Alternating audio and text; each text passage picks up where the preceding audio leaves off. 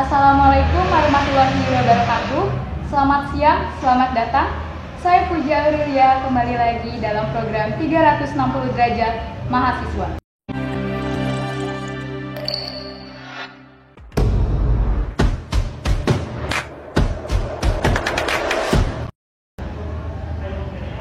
Menjadi seorang pemimpin adalah hal yang tidak mudah. Bukan hanya dilihat dari kemauan saja, tapi dilihat juga dari semua hal yang bersangkutan dengan dunia kepemimpinan. Butuh kerjasama kolektif yang tidak setengah-setengah, maka dari itu diperlukan pemimpin yang dapat menggerakkan dengan optimal. Dunia mahasiswa pun bukanlah lingkungan yang kecil, melainkan suatu hal yang bisa disebut mendunia dalam dunia mahasiswa, karena pengaruh mahasiswa akan sangat berdampak bagi pemimpin. Saat ini kami datangkan sosok-sosok yang sangat berpengaruh dalam salah satu kreativitas dunia kemahasiswaan, yakni Bang Dava Alfaridzi dari selaku Ketua DPM Universitas Nusa Putra. Selamat siang Bang Dava. Siang. Terima kasih telah menyempatkan waktunya untuk hadir dalam konten kami kali ini. Gimana kabarnya nih Bang Dava? Semoga sehat ya. Semoga sehat ya, semoga selalu sehat intinya setiap hari. Baik, mungkin boleh perkenalan diri dulu secara singkat Bang Dava. Oke. Sebelumnya terima kasih dari Jurnalis Nuansa, khususnya 360 derajat, yang mana program ini ya memang eksplisit gitu ya untuk membahas bagaimana dinamika di kampus itu sendiri ataupun mengenalkan BEM. Mungkin kemarin sempat diundang, sekarang DPM. Perkenalkan, nama saya Dava Alfaridzi dari program studi ilmu hukum angkatan 2020. Hari ini saya berstatus sebagai mahasiswa aktif. Mungkin kita langsung saja ya Bang Dava. Oke. Gimana nih perasaannya saat ini karena Bang Dava sedang menjabat sebagai Ketua DPM di Universitas Nusa Putra? Oke, perasaan hari ini ketika menjabat di suatu organisasi, apalagi organisasi tinggi di lembaga kemahasiswaan, yaitu dalam Dewan Perwakilan Mahasiswa tentang dunia legislasi, yang pastinya agak sedikit butuh ekstra semangat ya, karena tentunya mengatur segala bentuk kebijakan dari mulai masalah legislasi, pengawasan dengan badan eksekutif mahasiswa, itu membutuhkan pemahaman-pemahaman yang tentunya tidak bisa kita sepelekan gitu ya. Jadi setiap harinya itu terus ada pembelajaran-pembelajaran baru, belum lagi ditambah dengan program-program yang mana itu bisa bermanfaat untuk seluruh, khususnya keluarga besar yang ada di Universitas Nusa Putra. Intinya harus semangat ya Bang. Semangat terus gitu. Nah, apa sih yang menjadi motivasi Abang untuk mempunyai jabatan di kampus ini? Oke, kalau berbicara tentang motivasi, yang paling terpenting itu dari diri kita sendiri, yaitu niat ya. Karena dengan niat, apapun yang akan kita lakukan itu tentunya akan diberikan kemudahan. Yang keduanya, mungkin ketika hari ini saya menjabat sebagai Ketua Dewan Perwakilan Mahasiswa, yaitu DPM sebagai lembaga representatif mahasiswa, tentunya harus bisa bermanfaat bagi setiap entitas yang ada di ruang lingkup keluarga besar mahasiswa Universitas Nusa Putra. Itu sih, jadi kebermanfaatan di sini terasakan untuk seluruh mahasiswa, apalagi hari ini terdaftar sebagai anggota sebagai mahasiswa aktif itu ada 6.000 mahasiswa. Tentunya segala bentuk aspirasi dan lain sebagainya itu harus mampu dicukupi oleh lembaga tinggi kampus, seperti itu. Baik. Kira-kira nih Bang, bagaimana cara meyakinkan mahasiswa dalam kinerja DPM itu sendiri? Oke, ketika berbicara tentang meyakinkan, yang paling utama itu perbaiki dulu institusinya ya. Jadi ketika institusi baik, otomatis orang akan dengan sendirinya mempercayai kepada institusi tersebut. Nah, bagaimana cara membuat institusi itu baik? Karena kita mengenal mungkin hari ini dunia legislatif ataupun eksekutif di ranah kemahasiswaan. Segala bentuk kebijakan yang dikeluarkan oleh badan eksekutif mahasiswa tentunya tidak terlepas daripada persetujuan daripada Dewan Perwakilan Mahasiswa. Nah, dengan cara-cara seperti itu, dengan cara pengawasan yang mungkin ekstra ketat gitu kan kepada badan eksekutif mahasiswa, mempertanyakan setiap regulasi ataupun program kerja yang dikeluarkan oleh BEM itu sendiri, tentunya itu harus ada unsur daripada Dewan Perwakilan Mahasiswa selaku representatif. Jadi representatif itu adalah lembaga perwakilan. Perwakilan di sini mewakili 6.000 mahasiswa yang aktif ataupun mewakili lembaga-lembaga yang ada di Universitas Nusa Putra. Seperti itu. Nah, tadi kan membahas program kerja. Oke. Nah, apakah ada program andalan DPM yang akan dilakukan selama 1 tahun mendatang? yang dimana semua mahasiswa itu bisa merasakannya. Oke, kalau berbicara tentang program, tentunya dunia legislasi ini lebih ke arah pengawasan terhadap badan eksekutif mahasiswa ya. Kalaupun hari ini ditanya mengenai program unggulan daripada DPM itu sendiri, yaitu mungkin kita ke depannya antara di bulan Mei atau Juni akan membentuk suatu sekolah legislasi yang tingkatnya nasional mungkin ya. Karena kita juga akan mendatangkan ahlinya dalam pembentukan. Mungkin nanti di kelas legislasi itu diisi dengan legal drafting, cara pembentukan peraturan perundang-undangan, terus yang keduanya cara problem solving tentunya. Terus sekolah legislasi itu kita mengundang beberapa lembaga-lembaga legislatif tiap kampus, baik itu berada di lingkungan Sukabumi ataupun luar Sukabumi, seperti itu. Jadi tidak terbatas untuk Nusa Putra saja atau bagaimana? Ya, tidak terbatas. Jadi mungkin nanti kita ke depannya itu ada perihal undangan-undangan, misalkan contoh DPM di sini mengadakan suatu program yang mana tentang kelegislasian gitu. Nah, jadi yang diundang itu setiap lembaga legislasi yang ada di kampus-kampus yang lainnya gitu. Misalkan contoh DPM UMI kita undang ke sini, DPM Universitas Pakuan Bogor kita undang ke sini ataupun Juanda dan lain sebagainya. Seperti itu. Jadi terbuka untuk umum. Terbuka ya? Untuk umum. Baik. Nah, kalau menurut Bang Dava sendiri nih, tanggapan Abang tentang karakteristik mahasiswa saat ini tuh gimana sih, Bang? Oke, berbicara tentang karakter, itu tidak ada yang bisa menebak ya, karena sifatnya itu kompleks dan dinamis. Nah, tentunya kita harus bisa belajar setiap harinya tentang bagaimana menghadapi psikologi setiap orang masing-masing. Nah, bagaimana mensiasati hal itu?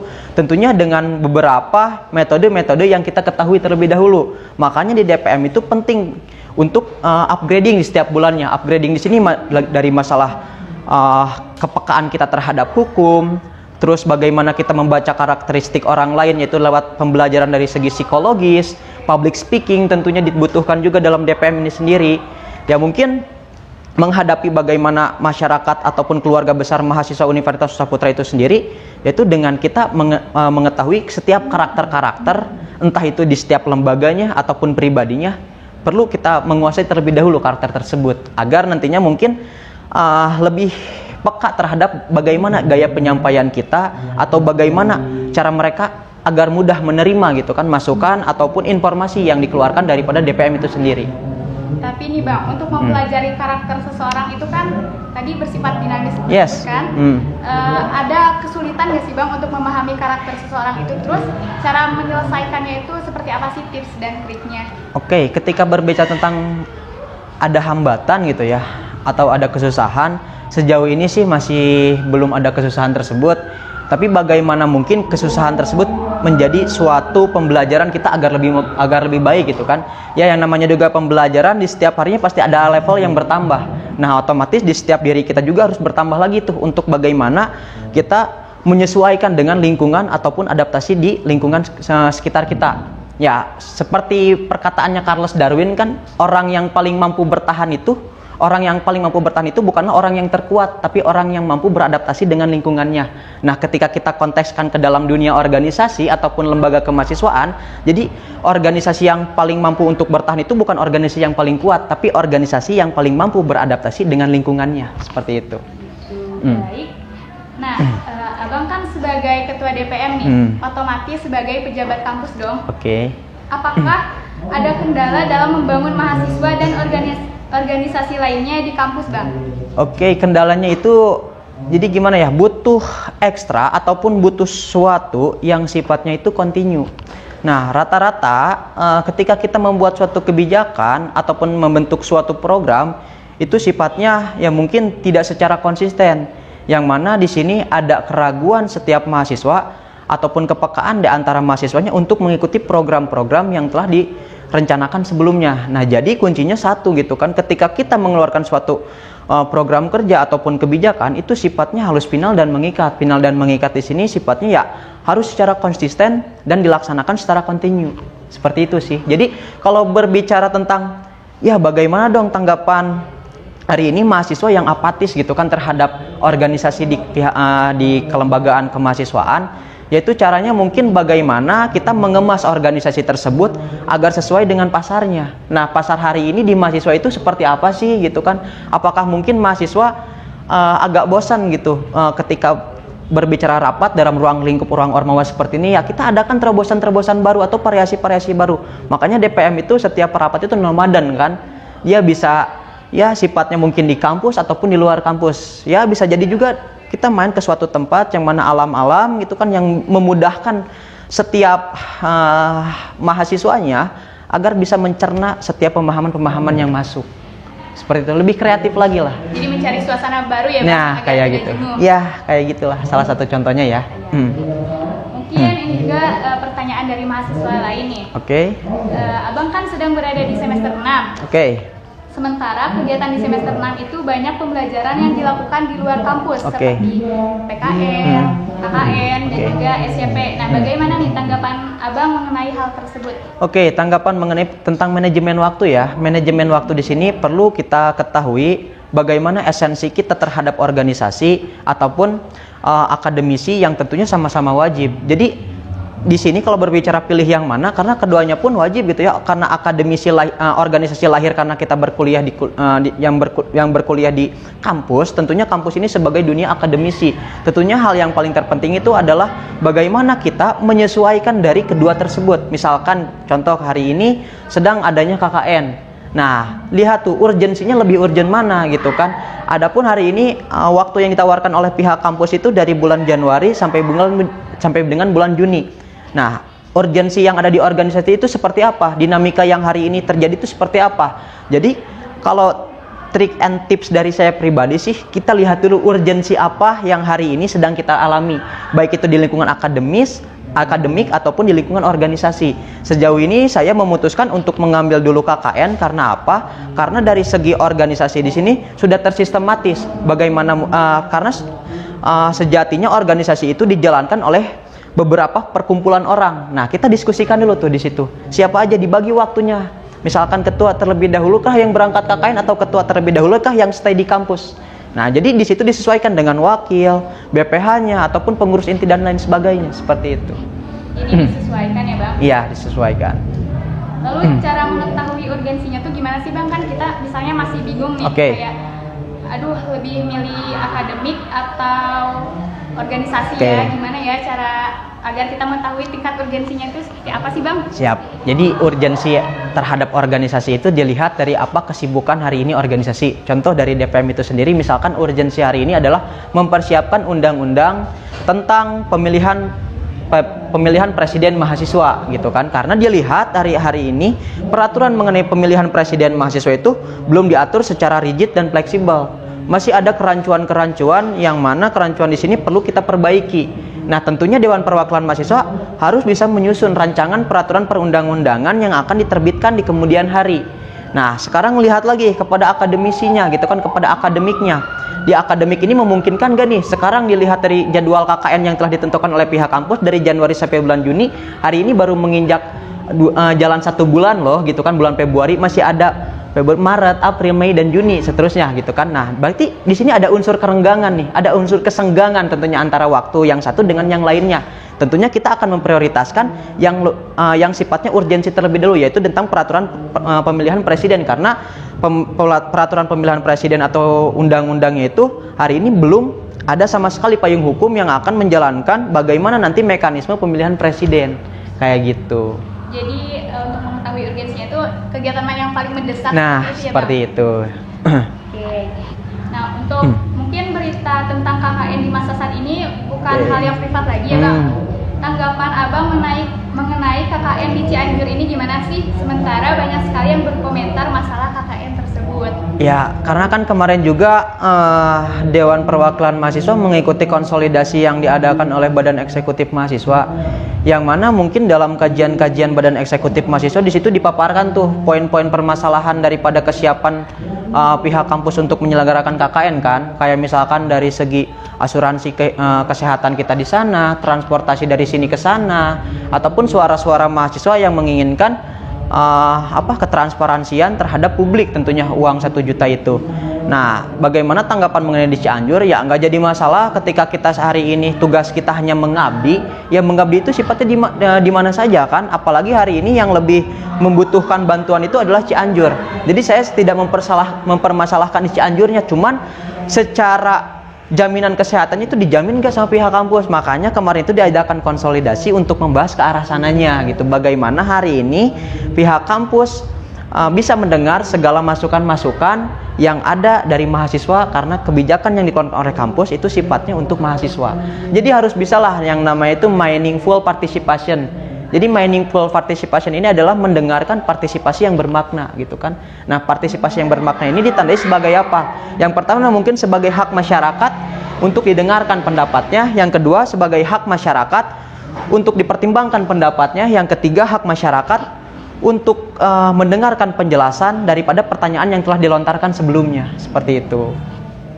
Nah, dengar-dengar nih Bang, KKN itu kan dimulainya hari Senin. Ya. Nih, apa aja sih yang udah Abang persiapkan itu sebagai Ketua DPM untuk mengikuti KKN? Oke, kalau berbicara tentang persiapan gitu ya kita sesuaikan aja gitu dengan kebutuhan diri kita pribadi ataupun kebutuhan daripada kelompok yang akan diberangkatkan ke KKN gitu. Jadi tidak ada hal spesifik sih apa yang perlu dipersiapkan. Yang paling terpenting itu kita harus bisa memanage waktunya, karena mungkin nanti Dewan Perwakilan Mahasiswa setidaknya di situ ada kekosongan yang mana saya juga tidak bakal menetap di sana gitu. Jadi ada sistem pulang pergi lah gitu, dari Cianjur ke Sukabumi, Cianjur Sukabumi, karena perlu dibagi juga ya. Ketika program kerja dirasa di KKN tersebut sudah selesai, ya maka saya selesaikan juga permasalahan yang ada di DPM itu sendiri. Nah, apakah anggota DPM itu udah siap gitu untuk menghandle proker dan tugas, sementara Abang kan nanti KKN ya berangkat ke Cianjur. Apakah anggota DPM sudah dirasa siap untuk menghandle semua yang ada di sini gitu? Siap. Kalau bicara tentang siap gak siap, karena kita setiap minggunya itu sering diadakannya rapat ya, karena DPM itu rapat. Jadi segala bentuk permasalahannya itu dikaji bersama-sama gitu. Dikaji bersama-sama di sini itu dalam artian karena hari ini dalam kestrukturan Dewan Perwakilan Mahasiswa periode 2022-2023 itu memiliki 2 wakil ketua. Nah, jadi secara legitimasi kita kuat untuk menghadapi setiap kekosongan ketika salah satu anggotanya tidak berada dalam ruang lingkup kampus. Ada juga kesekretariatan jenderal yang dipimpin oleh sekjen, sekretaris jenderal, belum lagi ditambah ada BPH-BPH-nya, ketua-ketua komisinya. Jadi kalau dari tanya kesiapan atau tidak siapnya, karena kita di awal periode itu sudah menentukan kapan dan harus ngapain kita selama 1 periode tersebut. Jadi sudah terstruktur, tinggal menjalankan gitu. Jadi sudah jelas ya Bang? Sudah jelas. Bingung lagi. Iya. Lalu, apakah DPM sendiri mempunyai rencana, perjanjian, atau suatu ikatan untuk kedepannya bersama BEM? Oke, kalau berbicara tentang dunia kemahasiswaan, BEM dan DPM ini ibarat sebagai satu DPM di sini sebagai satu orang yang mengawasi pihak BEM itu sendiri. Karena kan gini, kalau kita berangkat dari teorinya Montesquieu tentang trias politika, jadi di situ diwajibkan setiap pemerintahan itu memiliki pemerintahnya masing-masing. Nah, di sini suatu bentuk lembaga kemahasiswaan, lembaga pemerintahan kemahasiswaan atau student government, tentunya di sini diperlukan lembaga legislasi dan lembaga eksekutif. Lembaga eksekutifnya di sini yaitu berbentuk BEM dan lembaga legislatifnya yaitu berbentuk DPM. Legislatif di sini memiliki 3 fungsi, yang diantaranya pengawasan, legislasi, dan anggaran. Pengawasan di sini diimplementasikan dalam bentuk setiap minggunya itu rapat bersama kementerian yang ada di Badan Eksekutif Mahasiswa, seperti mempertanyakan program apa yang akan dijalankan dan esensinya apa terhadap program tersebut yang akan dijalankan. Contoh, ketika hari ini sedang mengadakannya lomba ML gini kan. Nah, sebelumnya ini udah ada rapat dengan DPM mengenai esensinya apa sih daripada diadakannya program ML tersebut dan anggarannya itu berapa gitu kan, sehingga sasaran yang tepatnya itu untuk siapa. Nah, seperti itu. Jadi saling berkoordinasi antara yang satu dengan yang lainnya, atau kalau dalam bahasa pemerintahannya check and balances gitu ya, biar satu dengan yang lainnya itu saling berhubungan. Jadi kalau misalkan ditanya ikatannya apa, ya sangat terikat, karena setiap bentuk kebijakan ataupun program kerja yang dikeluarkan oleh BEM itu harus ada persetujuan dari DPM itu sendiri.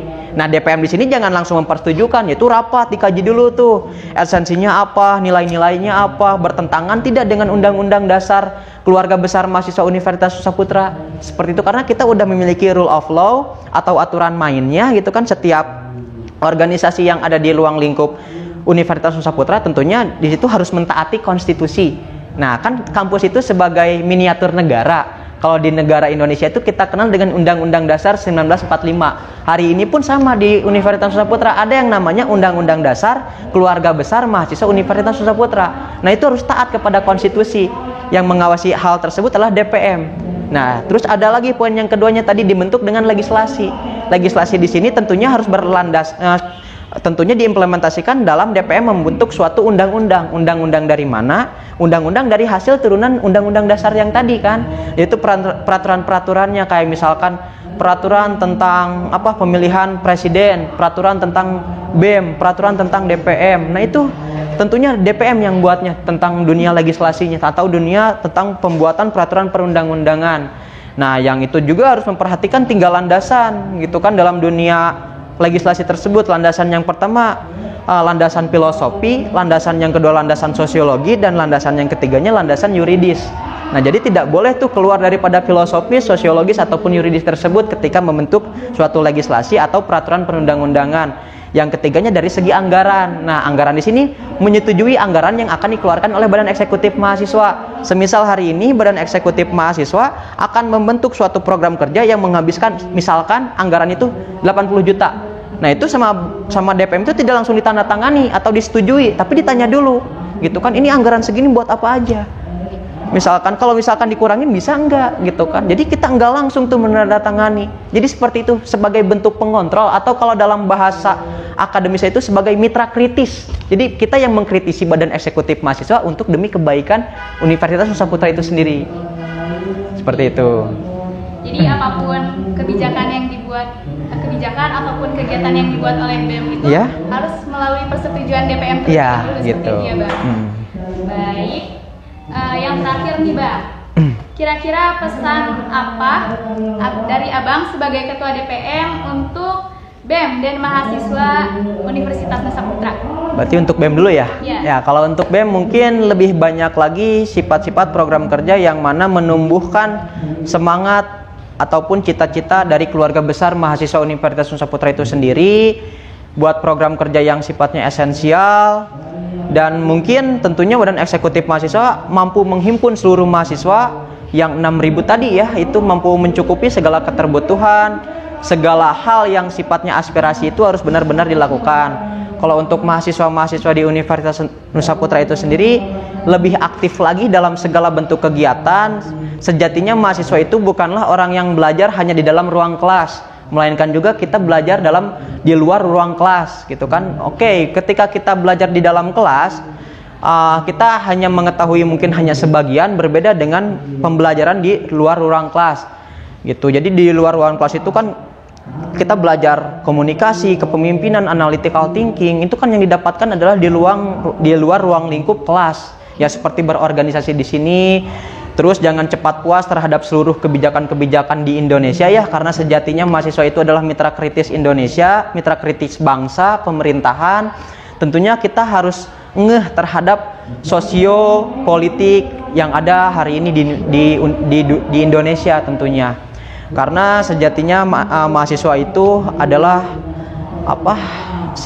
orang yang kritis dan membutuhkan banyak pembelajaran untuk mengetahui bagaimana cara membentuk kemaslahatan bagi bangsa dan bagi nusa dan juga bangsa, seperti itu ya. Jadi intinya mahasiswa itu harus lebih peka lagi terhadap kebijakan. Nah, sebelum ditutup nih Bang, ada 3 kata gak untuk mahasiswa? 3 kata ya? Ya. Oke, 3 kata untuk keluarga besar mahasiswa Universitas Nusa Putra. Terus semangat dalam berkegiatan. 4 mungkin ya. Oke, baik, karena kita berada di penghujung waktu, terima kasih banyak atas waktunya. Semoga lain waktu kita bisa bertemu lagi di topik yang lainnya Bang, karena pembahasan kali ini juga cukup seru tentunya. Siap. Terima kasih banyak. Lalu bisa disimpulkan dalam pembahasan kali ini, intinya untuk mendapatkan untuk menjabat di Universitas Nusa Putra ini, kita itu harus memiliki motivasi. Yang pertama itu niat dari diri sendiri ya Bang. Lalu juga harus bisa bermanfaat untuk sesama mahasiswa yang lainnya. Yes. Lalu juga kita sebagai mahasiswa harus lebih aktif karena sejatinya belajar itu tidak hanya di dalam kelas tapi juga dari luar kelas seperti yang tadi disampaikan oleh Bang Dapa. Baik, saya Puji Aurelia undur diri. Dalam episode kali ini jangan lupa terus saksikan 360 derajat Jurnalis Nuansa, satu tulisan sejuta perubahan.